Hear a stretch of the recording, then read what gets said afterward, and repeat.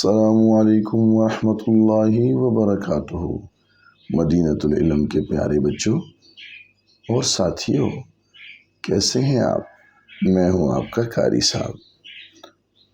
آج کا ہمارا تربیتی سبق ہے دعا کے آداب۔ دعا مسلمانوں کے لیے اللہ سے ہر چیز مانگنے کا بہترین ذریعہ ہے۔ اللہ تعالیٰ دعا مانگنے والے سے نہایت خوش ہوتے ہیں۔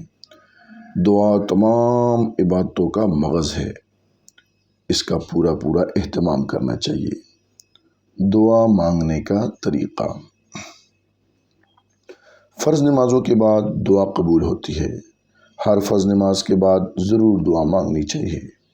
دعا مانگنے کا مسنون طریقہ یہ ہے کہ اپنے ہاتھوں کو دعا کے لیے سینہ یا کندھوں تک اٹھائیں، دونوں ہاتھ آپس میں ملے ہوئے ہوں، انگلیوں کا رخ قبلے کی طرف، ہتھیلیوں کا رخ منہ کی طرف ہو اور ہاتھ اچھی طرح کھڑے کر لیں۔ دعا کرتے وقت ہاتھوں کے اندرونی حصے کو چہرے کے بالکل سامنے رکھیں۔ دعا کو شروع کرتے وقت پہلے اللہ تعالیٰ کی خوب تعریف کریں، یعنی الحمدللہ رب العالمین پڑھیں۔ پھر نبی کریم صلی اللہ علیہ وآلہ وسلم پر درود شریف بھیجیں۔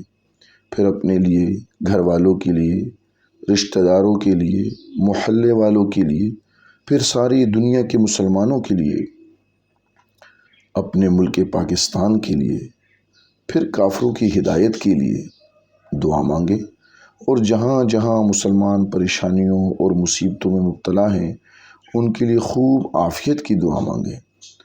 اگر عربی زبان میں دعا یاد نہ ہو تو اپنی زبان میں ہی پڑھیں۔ نہایت عاجزی اور خشوع سے دعا مانگیں اور قبولیت کی امید رکھیں۔ بلند آواز کے بجائے آہستہ آہستہ دعا مانگیں۔ آخر دعا میں پھر درود شریف پڑھیں۔ دعا کے ختم پر دونوں ہاتھ اپنے منہ پر پھیر لیں۔ آپ صلی اللہ علیہ وسلم کا ارشاد ہے کہ شروع، درمیان اور آخر میں مجھ پر درود پڑھو۔ بحوالہ ترمذی۔ ادب نمبر 1: دعا انتہائی عاجزی اور خشوع اور خضوع کے ساتھ مانگیے۔ ادب نمبر 2: دعا چپکے دھیمی آواز میں مانگیے۔ حضور صلی اللہ علیہ وآلہ وسلم نے فرمایا، تمہاری دعائیں اس وقت تک قابل قبول ہوتی ہیں کہ جب تک جلد بازی سے کام نہ لیا جائے۔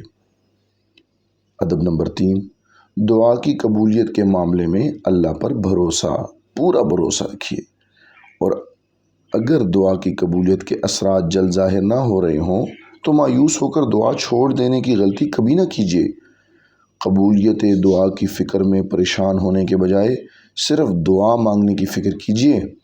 آپ صلی اللہ علیہ وسلم کا ارشاد ہے، دعا مومن کا ہتھیار ہے، دعا دین کا ستون ہے اور زمین و آسمان کا نور ہے۔